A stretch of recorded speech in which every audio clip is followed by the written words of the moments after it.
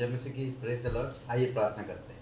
पिता परमेश्वर, प्रभु यीशु मसीह, हम धन्यवाद देते हैं और एक शुभ अवसर आप हमें दिए, तेरे नाम को ऊंचा करते हैं। दयालु और करुणामय परमेश्वर, सारा आदर सारा महिमा हम तुझे देते हैं। प्रभु यीशु, तेरे अनुग्रह के लिए धन्यवाद। और आपने जो हम सभी लोगों से प्यार करते हो, खास करके आप उन लोगों से जो लोग टूटे हुए हैं, जो लोग निराश है, जो लोग उदास है, जो लोग अपनी लाइफ से परेशान है, ऐसे लोगों से तू ज़्यादा प्यार करता है और उनको तू अपने पास बुलाता है।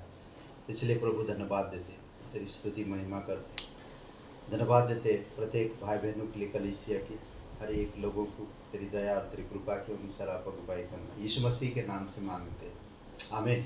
ओके, आज जो हम लोग बात करेंगे और वो है परमेश्वर परवाह करता है। भजन संहिता 147 देखते पढ़ते वचन थोड़ा सा हम लोग।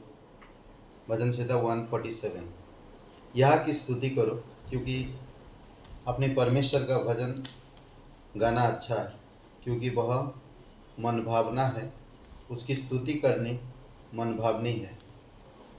यह वह यरूशलेम को बसा रहा है, वह निकाले हुए इज़राइल को इकट्ठा कर रहा है। वह खेदित मन वालों को चंगा करता है और उनके शोक पर मरहम पट्टी बांधता है। वह तारों को गिनता और उनमें से एक एक का नाम रखता है। हमारा प्रभु महान और अति सामर्थ्य है, उसकी बुद्धि अपरंपार है। यह वह नम्र लोगों को संभालता और दुष्टों को भूमि पर गिरा देता है। धन्यवाद करते हुए यहोवा की गीत गाओ, वीणा बजाते हुए हमारे परमेश्वर का भजन गाओ। वह आकाश को मेघों से छा देता है और पृथ्वी के लिए मेह की तैयारी करता है और पहाड़ों और घास उगाता है। वह पशुओं को और कौओं के बच्चों को जो पुकारते हैं आहार देता है।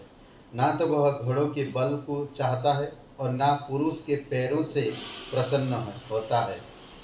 यह वह अपने डरवैयों ही से प्रसन्न होता है, अर्थात उनसे जो उसकी करुणा की आशा लगाए रहते हैं। तो ये अद्भुत भजन है और हम लोग देख सकते हैं इस भजन संहिता में मत्ती का 6:26 में भी, आकाश के पक्षियों को देखो, वे ना बोते ना काटते हैं, ना खेतों में बटोरते हैं, तो भी तुम्हारा स्वर्गीय पिता तुमको खिलाता है। क्या तुम उनसे अधिक मूल्य नहीं रखते? मैं आज इसी शब्द को फेसबुक में डाला, इंग्लिश में इसको ट्रांसलेट करके, यदि छोटे पक्षी परमेश्वर के लिए महत्वपूर्ण है तो मैं कितना अधिक हूँ। तो परमेश्वर के नज़र में या परमेश्वर ने छोटे पक्षियों को अगर महत्व देता है तो हम उससे कितना महत्व है, हमें सोचने की ज़रूरत है। कई बार हम जैसे अपने लोगों का परवाह करते हैं, परमेश्वर उसी तरह हम लोगों से परवाह करता है। वो हमसे प्रेम करता है, वो हमारे पापों को माफ़ करता है, हमें दया देता है, हमें उसी मार्ग में अगुवाई करता है जो हमारे लिए भला हो और जो अच्छा हो, हमारे फ्यूचर के लिए, हमारी जीवन के लिए, जीने के लिए वो परवाह करता है। इसीलिए वो हमें सही रास्ता दिखाता, हमारी दुख दर्द को समझता, हमारे लिए भोजन की तैयारी करता। अगर कौओं को ध्यान रख सकता है, उनकी बच्चों को ध्यान रख सकता है, तो वो हमारी भी कितना ध्यान रखता, वो हमसे कितना प्यार करता, ये हमें समझने की ज़रूरत है। मुझे हाल ही में हम लोग एक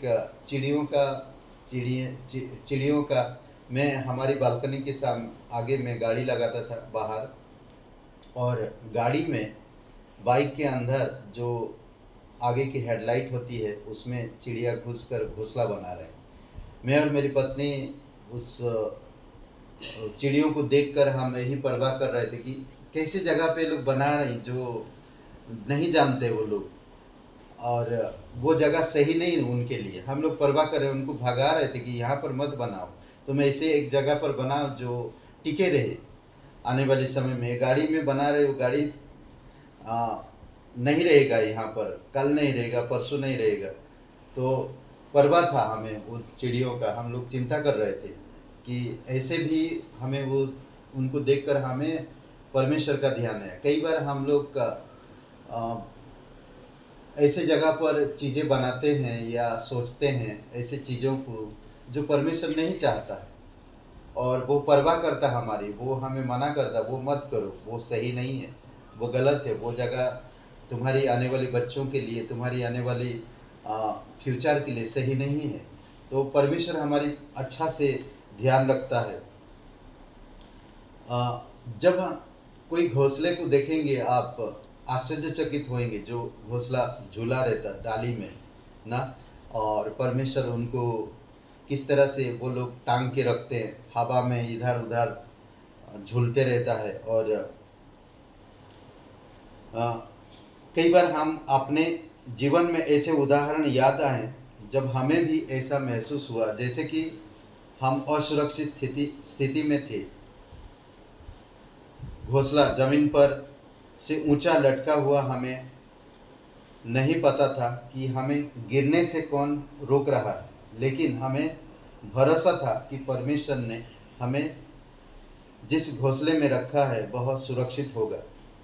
हो सकता है कि यह तुरंत ना हुआ हो, लेकिन एक मातृ पक्षी की तरह परमेश्वर ने हमेशा हमें वह प्रदान किया जिसकी हमें ज़रूरत होती है।